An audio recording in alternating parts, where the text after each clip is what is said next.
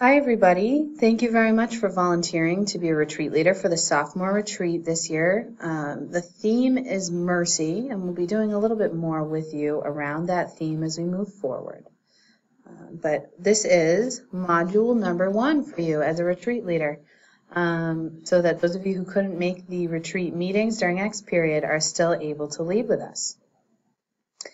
We're going to consider in this module the questions, what is a retreat? What is ministry, and then what your role is as a retreat leader. So first, retreat. We know from Scripture that Jesus himself actually went on at least one retreat that's well documented. Right before he begins his ministry, right after he's baptized, he spends some time in the desert fasting and praying, really trying to prepare himself for the tasks that he was about to undertake. Additionally, throughout the Gospels, we see Jesus inviting his disciples, inviting the apostles as well, to step away from what's going on in their lives. Here's one of several examples. Mark chapter 6, verse 31, where Jesus invites his disciples, come away by yourselves to a deserted place and rest a while. He sees that they need rest, they need to recharge, they need to refocus. And so we have an image of a desert scene here. I think many of us know in our own lives that when something is stark and simple, sometimes it helps us to refocus. And that's really what a retreat is meant to do. In a more contemporary way, retreats are often described as a stepping away from the routine of our everyday lives and a refocusing and a rekindling of our relationship with God.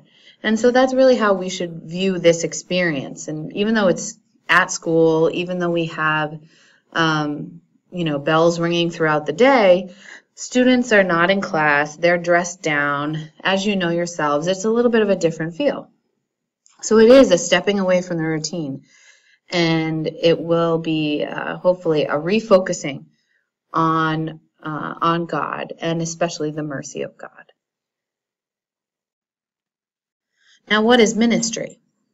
Well, usually when we think of ministers, we think of people who are ordained specifically for that purpose, either a priest or a deacon, or even nuns who are not ordained but who have devoted themselves to a particular service and vocation. Ministry is actually something that is open to all people of all ages who have been baptized. We call this the universal call to holiness, that everyone, not just priests, deacons, monks, nuns, everyone is called to be holy. That also means that everybody's holiness looks different. What it means to be holy for one of you guys is different than what it means for me to be holy or Mr. Rod to be holy.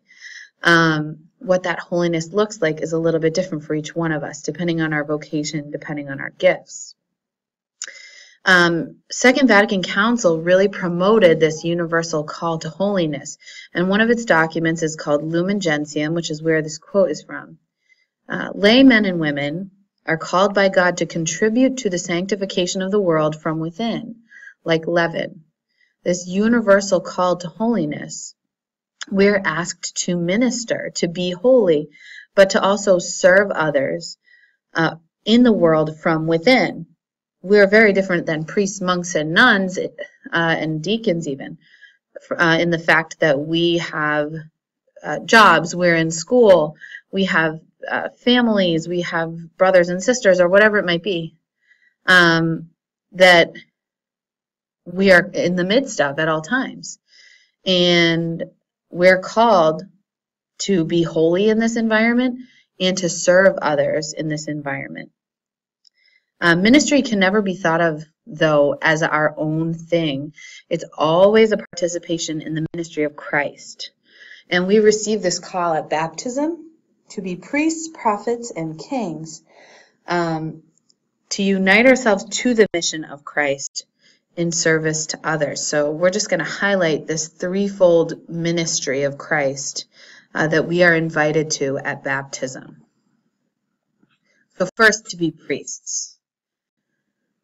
We aren't all called to be priests in the ordained priesthood, but we are all part of what's called a common priesthood. We're all called to be holy and to assist others in pursuing holiness. Now, I bet when you woke up this morning, you didn't wake up and say to yourself, how can I make other people more holy today? How can I help others grow in holiness today?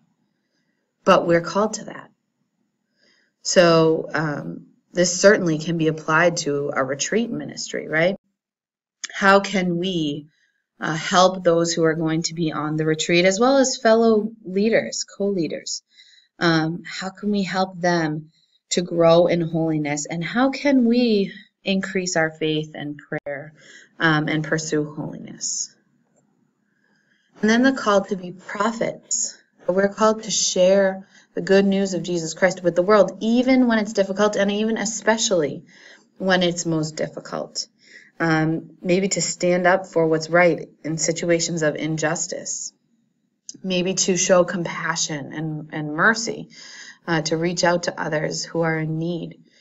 Maybe it is to oftentimes this takes place as a very subtle kind of witness, that when people see your life and how you're devoted to Christ, that they'll be inspired by that.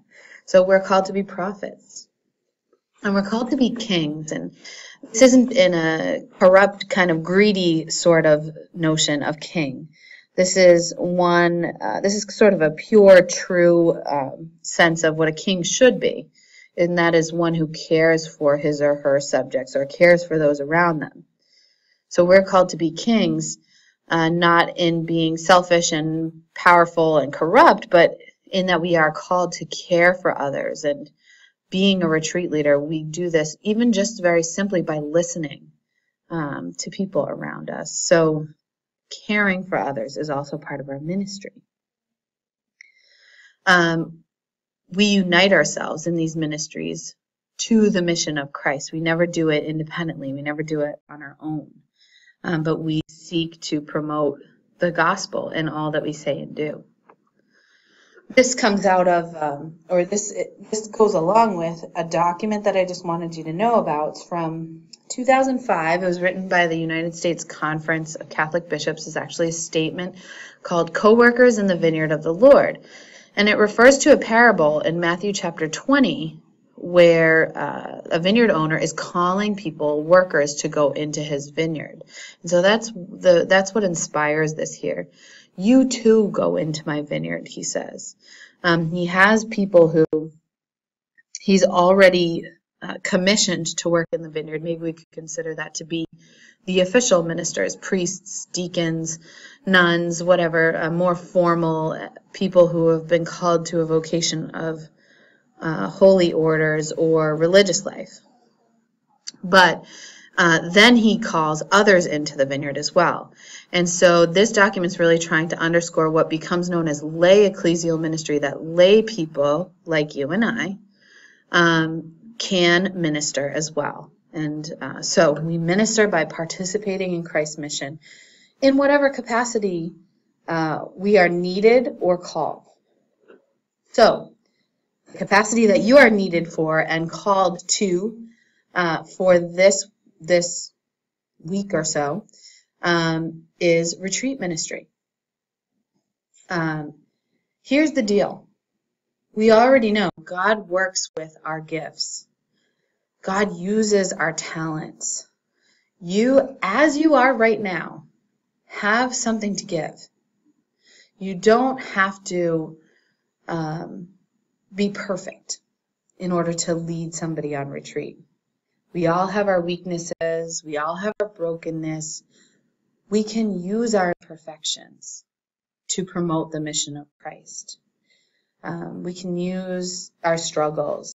That doesn't mean we need to share all of our struggles with the people in our groups, but out of our brokenness, we can serve, and God can use even our brokenness or even our weaknesses to serve others. And there's a really beautiful verse that always inspires me from 2 Corinthians that I put up here for you guys.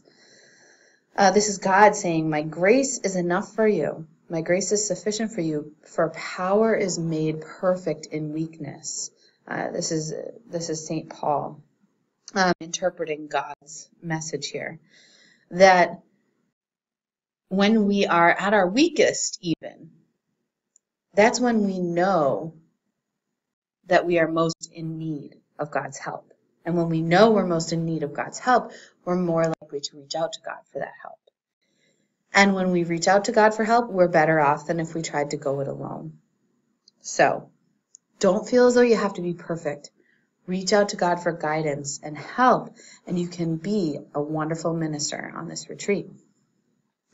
If you have a minute, or a few minutes actually, probably 10 minutes, this link it's unfortunately not an original spiritual gifts inventory that we've created, but it is one that people have used before, and I think it can be helpful to you in discerning your own spiritual gifts and talents. So it can help you as far as retreat leadership goes to figure out, what are my strengths as a retreat leader? What are my weaknesses? So it will take you 10, maybe even 15 minutes, but I invite you to do that because I think it can help you grow in self-awareness and see how you can help others on this retreat. Next, your role as a minister on the retreat. We really want to use 2 images, and really at any time throughout the day of this retreat, you should be able to check in with yourselves and say, am I a window or a mirror? Let me explain. As a retreat leader, we want you guys to be windows through which the students that you're serving can see God's presence, that they can see how God is at work in their lives, and how the community at FIAN is here to support them as well. As a mirror, we want you guys to be able to help the students who are on the retreat grow in self-awareness. And what I mean by that is, many times in my own life, I have learned things about myself by having someone just listen and sort of repeat back to me what I said. Just kind of summarize what I said when I was talking. And so as a retreat leader, sometimes you do need to be a mirror. You need to reflect back to people what they're saying, because they can learn about themselves or their life or their situation just from hearing somebody else talking about it. It doesn't mean that you're going to fix anything for them, but just by simply listening and sort of reiterating what they say, you can really help them to grow. So at any point during the retreat, we want you to kind of check in with yourself and say, am I being a good window? Am I being a good mirror? And hopefully you're doing at least one of those throughout the day. Now, I'd just love to have you reflect. You can even pause the video here and take a minute and actually do this reflection. But I'd love to have you reflect on a time when you had an experience of a leader of a group, any group that you've been in, who was a really good leader that truly ministered to you and served you. And then another experience where that leader totally fell short and was more of a pushy sort of leader, or an uncaring sort of leader, or one that was all about him or herself. And that's to learn from other people's mistakes and learn from other people's talents and gifts. Because I think thinking about being a member of a group and times when you've had good leaders can help you know what a good leader looks like and what a not so good leader looks like. So just to recap, what is a retreat? It's a time away with the Lord. What is ministry? It's participating in the mission of Christ. And what is my role? What is your role as a retreat leader? Being a window or a mirror throughout the day. Thanks again for your service, and I will check in with you again for module number 2.